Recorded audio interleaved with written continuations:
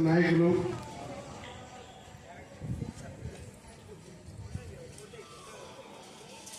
పెద్దలు ఈరోజు మీ అందరికీ చిరపరిచితులు చంద్రమౌళి గారు, అలాగే మీ గ్రామ పార్టీ అధ్యక్షులు గుర్రం వెంకటేశ్వర గారు, అలాగే మన ఏఈ రామచంద్రుడు గారు, అలాగే అంజమ్మ గారు. అంజమ్మ గారు ఆమె చెప్పినట్టుగానే దాదాపు 99 నుంచి నాకు 2000 పై నుంచి కూడా అంజమ్మ గారు కూడా నాకు పరిచయం. అలాగే మా గూడూరు శివరామ ప్రసాద్ గారు, నేను వచ్చిన దగ్గర నుంచి కూడా ఆయనకి ఏమీ చేయకపోయినా సరే, ఆయనకి ఏం చేయలేదు నేను, అయినా సరే మా వెనకాల కంటిన్యూగా ఆయన జనసేన పార్టీ అయినా సరే కంటిన్యూగా ఉన్నారు వారు. అలాగే శ్రీనివాస్ మీ ముందు మాట్లాడాడు.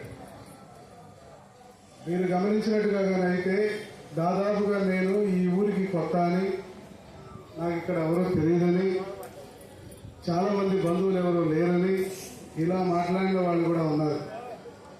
కానీ ప్రతి కులంలో ఈ కులం ఆ కులం అనేవి లేదు. ఏ కులంలోనైనా సరే ఈ చీరాల నియోజకవర్గంలో నాతో ఉన్న అవినాభావ సంబంధం కలిగిన వాళ్ళు ప్రతి కులంలోనూ నాతో కలిసి పనిచేసిన వాళ్ళు చీరాల వాళ్ళు ఉన్నారు. అంటే ఇది ఒక ఎందుకు అటువంటి పరిస్థితి వచ్చిందంటే, ఈయనకి నాకు ఒక భాష ఉన్నాడు, మా రాజవరపు రవి, ఐలాపురం వెంకయ్య గారు, వాళ్ళతో కూడా రాజాతో కానీ వాళ్ళందరితో కూడా నాకు సత్సంబంధాలు ఉన్నాయి. అంటే ఒక్కొక్క దగ్గర ఒక్కొక్క కమ్యూనిటీతో సంబంధాలు ఇప్పుడే కాదు. ఇవన్నీ ఎందుకు వచ్చినాయి అంటే నేను మీకు చెప్తాను మళ్ళీ. అట్లాగే ఒక మంచి సిఐ గారు సుధాకర్ గారు, వీరి అన్నగారు కూడా ఈ ఊర్లో నాగరాజు గారని వారు వంటలు చేశారు. సో వారు కూడా మంచి నిదానస్తుడు, చాలా జాగ్రత్తగా ఆలోచించి నిర్ణయం తీసుకోగలిగిన వ్యక్తిని ఈరోజు మనం తీసుకొచ్చుకోవడం జరిగింది. అలాగే ప్రస్తుతం మీకు కార్యదర్శిగా ఉన్నాడు. మొన్నటిదాకా ఉన్న కార్యదర్శి వేరు, ఇప్పుడున్న కార్యదర్శి యంగ్ అయినప్పటికీ కూడాను తన శక్తి వంచన లేకుండా ఈ ఊరికి పనిచేయాలనే ఉద్దేశంతో మన కార్యదర్శి ఉన్నాడు. అట్లాగే జనార్దనన్న మీకు బాగా తెలుసు. జనార్దనన్న ఈరోజు మన నియోజకవర్గంలో నా తర్వాత స్థానం, నియోజకవర్గ స్థాయిలో ఉన్న పెద్ద పోస్ట్ ఏదైనా ఉందంటే అది ఏఎంసీ చైర్మన్, అది గుర్తుపెట్టుకోవాలి మీరు. అలాగే కొమరవేలు రజని మీకు బాగా తెలుసు. ఎప్పుడు చూసినా చీరంగిలాగా మా వెనకాల పడి ఏదో ఒకటి నాకు ఇవ్వండి అంటే సరే దేవుడి దగ్గరికి సేవ చేసుకునే అవకాశం కల్పించాం, శ్రీకాళహస్తికి పంపించాం. ఇక మా పురుషోత్తం, యాక్చువల్లీ ఈసారి మనం మెచ్చుకోవాల్సిన వాళ్ళలో పురుషోత్తం అండ్ కర్ణాటి శ్రీను, వీళ్ళు ఒక కోర్ గ్రూప్ లాగా ప్లాన్ చేసుకొని మన నాగేశ్వరరావుని వీళ్ళందరినీ పెట్టుకొని ఈసారి చేసినటువంటి దాదాపు 70-80 లక్షలు ఏదైతే డబ్బులు ఇచ్చారో, అంతకుముందు వెంకటేశ్వర్లు చేశాడు, తర్వాత ఈరోజు మళ్ళీ వీళ్ళు కూడా పనిచేశారు. ఈరోజు మనందరం కూడా సంతోషపడుతున్నామంటే వాళ్ళు కొంత మేరకు కష్టపడ్డారు కాబట్టి మనం వాళ్ళకి మనస్ఫూర్తిగా మన అభినందనలు తెలియజేయాలి.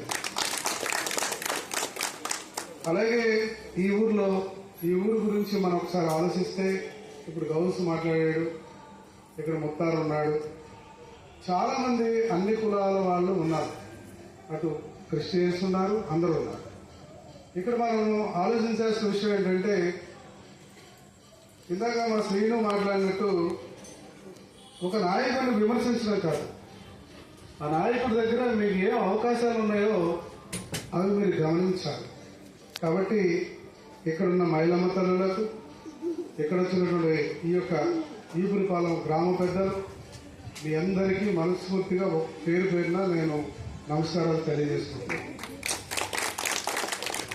ఎందుకు నాకు ఇటువంటి పరిచయాలు వచ్చినాయి అంటే, నేను 96లో సర్పంచ్, ఇదే జిల్లాలో కొండేపి నియోజకవర్గంలో పొన్నలూరు మండలానికి సంబంధించి ఒక ఊరు మాలపాడు. ఆ ఊరికి నేను సర్పంచ్. నా సర్పంచ్ తర్వాత అంటే మీకు తెలియాలి నేను ఎలాగ రాజకీయాల్లోకి వచ్చాను. 96 నుంచి అది బరువు మోస్తున్నట్టు పక్కన పెట్టు, అలాగే ఇంట్లో పెడతారు, తర్వాత యుద్ధం లేదు పక్కన పెట్టు. నేను రాజకీయాల్లోకి 96లో ఆ గ్రామానికి సర్పంచ్ కావాల్సి వచ్చింది. అది ఎలాంటి గ్రామం అంటే ఎవరు ఓట్లేసే పని లేదు. వాళ్ళు 3-4 కలిసి ఆ ఓట్లు వేస్తారు. ఎందుకు అలా అంటారంటే ఊర్లో వాళ్ళకి ఓట్లు వేయడం చేత కాదు కాబట్టి మేము వేస్తాం. ఇలాంటి సంస్కృతి కలిగిన ఊర్లో ఆ పక్కనే ఉన్న కమ్మ విలేజెస్, అక్కడ ఉన్నటువంటి కొద్దిమంది ముస్లిమ్స్, బోయలు, యాదవులు, ఇట్లా ఒక కమ్యూనిటీ ఉన్నటువంటి ఊరు. వాళ్ళందరినీ దగ్గర చేసి నా మొట్టమొదటి మసీద్ మా ఊర్లో ఉన్న ముస్లిమ్స్ కట్టించాను.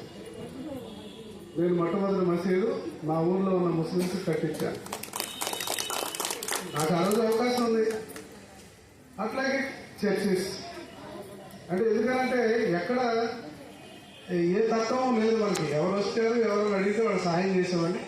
ఆ రకంగా వచ్చాం. 2001 నుంచి 2006 వరకు మేము ఎంపీపీగా ఉన్నాం ఆ మండలానికి.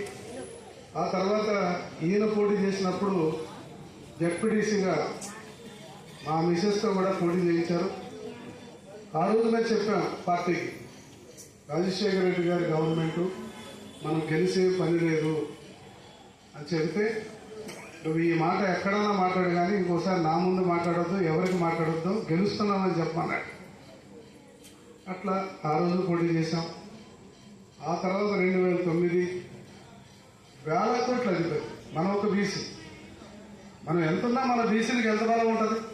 కొన్ని వేల కోట్ల రూపాయలు అధిపతి అయినటువంటి మాగుంట వేళ్ల మీద పోటీ చేస్తే కేవలం 50,000 తేడాతో ఆ రోజు నేను ఓడిపోవడం జరిగింది.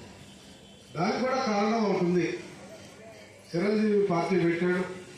మన పార్టీలో పనిచేసేటువంటి సాయి కల్పనారెడ్డిని ఎంపీగా పంపించారు. దానివల్ల 4 సంవత్సరాలు వ్యాపారం లేదు, మళ్ళీ ఏం చేయలేక ఆ రకంగా రాజకీయ ప్రస్థానం స్టార్ట్ అయింది. అలాగే ఇంజనీరింగ్ కాలేజ్ 2001 కొంతమంది స్నేహితులతో కలిపి ఇంజనీరింగ్ కాలేజీ స్టార్ట్ చేశాను. ఇక మూడోది, నా దగ్గర మామూలు కూడా మేనేజర్గా పనిచేశాడు. 1992లో నేను ఒక కంపెనీని విజయవాడలో ఆర్కే టౌన్షిప్ అనే ఒక కంపెనీని కూడా నేను పెట్టడం జరిగింది. ఈ 3 లైన్ల ద్వారా ఈ రాష్ట్రంలోనూ మరి మన కంబైన్డ్ ఆంధ్రప్రదేశ్లోనూ అనేక ప్రాంతాల్లో 40,000 మంది కస్టమర్స్ని నేను సంపాదించుకున్నాను. అదే బలం, అదే బలగం. మొన్న ఎలక్షన్కి వచ్చి అంటే మీకు నా గురించి తెలియాలి కానీ ఇక్కడ ఉన్న వాళ్ళందరూ చెప్తున్నాను. నేను ఎవరో వెళ్ళి ఊరికే తెలియకుండా ఉండకూడదు.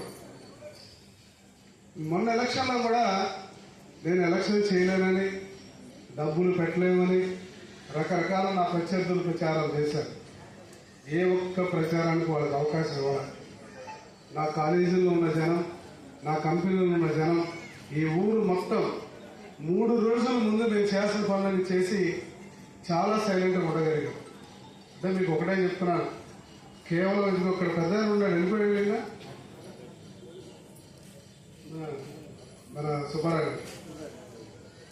ఒకప్పుడు ఒక మీటింగ్ చెప్పాను, ఇక్కడ ఎవరైనా ఉండొచ్చు, ఏ కులం ఉండొచ్చు, నేను ఒకటే చెప్తున్నాను, అందరికీ మెదడు ముందుండి మనకు మాత్రమే వెనకూడదు.